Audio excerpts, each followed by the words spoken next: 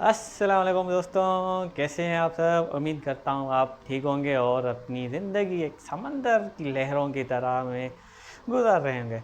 दोस्तों, सबसे पहले तो हमारा चैनल सब्सक्राइब करें, क्योंकि आप चाहते हैं कि आप थोड़ी इन्फॉर्मेशन लें, थोड़ी अपनी इंग्लिश आपको आप कवर करें, जो भी आप सब्जेक्ट पढ़ रहे हैं वो कवर करें, क्योंकि इस चैनल में आपको हम इंशाल्लाह इतना गाइड करेंगे कि थोड़ी बहुत नॉलेज आपको दे सकें, चाहे वो इंग्लिश के हिसाब से हो और चाहे वो किसी मेटलर्जी या मटेरियल से रिलेटेड कोई भी टॉपिक हो। I will let you know इंशाल्लाह। तो बढ़ेंगे आप अब नए टॉपिक के साथ, जिससे हम इंग्लिश वोकेब की सीरीज़ स्टार्ट करेंगे। डेली बेसिस आपको इंग्लिश वोकेब बताएंगे, इडियम्स बताएंगे, जो भी वर्ड आएंगे इंग्लिश में आपको इंशाल्लाह हम आपके साथ डिस्कस करेंगे। चलो अब हम डिस्कस करेंगे कि हम इंग्लिश वोकेब के बारे में।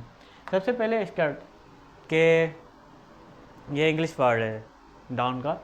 स्कर्ट मतलब डिसमिस, किसी को अपने ओहदे से निकालना। जो उसका ओहदा है उसको इंग्लिश में हम कहेंगे स्कर्ट या डिसमिस। उसके बाद लव्स है कंटेंट के, सेटिस्फाइड, हैप्पी। अब इसको जुमले में हम कैसे यूज़ करेंगे कि ही कंटेंट हिज पेरेंट्स, कि वो अपने पेरेंट्स को खुश रखता है। सही है। उसके बाद रिवैम्प। रिवैम्प मतलब रिकंडीशन, रीबिल्ड, किसी चीज़ को फिर से बनाना, मतलब रिवैम्प। उसके बाद वर्ड है विदड्रॉ। विड्रा मतलब टेक बैक, किसी चीज़ से विड्रा करना। कोई फैसला किया हो आपने, कोई भी ऐसा काम किया हो जो आप वापस लेना चाह रहे हैं, उसको हम कहेंगे विड्रा। उसके बाद है एक्सीलरेट। किसी चीज़ को एक्सीलरेट मतलब कि किसी चीज़ को स्पीड अप करना, किसी चीज़ को इंक्रीज कर जल्दी जल्दी करना, उसको कहेंगे एक्सीलरेट। जैसे government decided to accelerate is CPEC project. Okay. उसके बाद है अपना ग्रोलिंग, मतलब कि थका हुआ, एग्जॉस्टिंग। कोई भी ऐसा काम जो थका हुआ जो कहो, सही है, एग्जॉस्टिंग हो। और उसके बाद है अपना स्ट्रेनियस, मतलब अपहिल टास्क, मुश्किल काम, डिफ़िकल्ट काम। सही है। उसके बाद है एबिवेलेंट, मतलब फुल ऑफ एनर्जी, बिल्कुल वो एनर्जेटिक हो, उसको एबिवेलेंट कहेंगे। उसके बाद है एफर्वेसेंट, मतलब फुल ऑफ हैप्पीनेस, के American cricket team is effervescent today, मतलब फुल ऑफ हैप्पीनेस। उसके बाद है एबेंडेंट, मतलब गिव अप क्विकली। कोई भी काम कर रहे हैं आप, उसको जल्दी से गिव अप कर देना, उसको कहेंगे अपना एबेंडेंट। और दूसरा ये एक इंग्लिश में वर्ड आता है, पॉलिटिकल में वर्ड आता है, हर जगह पे हम अक्सर इसका यूज़ सुनते हैं, हाइब्रिड। हाइब्रिड कार सुनते हैं, हाइब्रिड मॉडल सुनते हैं। अब हम बात करेंगे कि ये हाइब्रिड क्या है। अब जो हम जिस टॉपिक पे अपना वो जिस वर्ड पे बात करेंगे वो हाइब्रिड रिजीम है।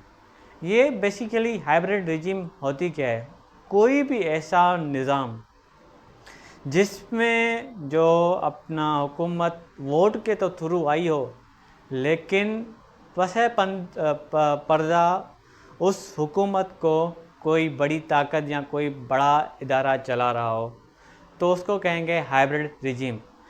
हाइब्रिड रिजीम में ये होता है कि इलेक्शन तो होता है, आपके एमपी एमएनए और गवर्नमेंट बनती है, लेकिन इसमें जो आप जिसको वोट दे रहे होते हैं वो बज़ाहिर तो वही होता है, लेकिन पर्दा कोई और होता है, कोई और इदारा होता है, कोई एक बड़ी ताकत होती है इसके पीछे, जो हमें नज़र आ रहा होता है वो बेसिकली नहीं होता। तो ये इसको हम हाइब्रिड रिजीम कहेंगे। अब हाइब्रिड रिजीम मतलब एज पर इकोनॉमिक्स इंटेलिजेंस यूनिट डेमोक्रेसी, ये एक रैंकिंग सिस्टम है। इसमें ये इस रैंकिंग सिस्टम में हर साल ये मतलब कि ये रैंकिंग सिस्टम चेंज होती रहती है। 2024 के मुताबिक ये कंट्री जो आते हैं आपके बांग्लादेश, तुर्की, नाइजीरिया एंड युगांडा, ये जो है ना इसमें हाइब्रिड रिजीम है।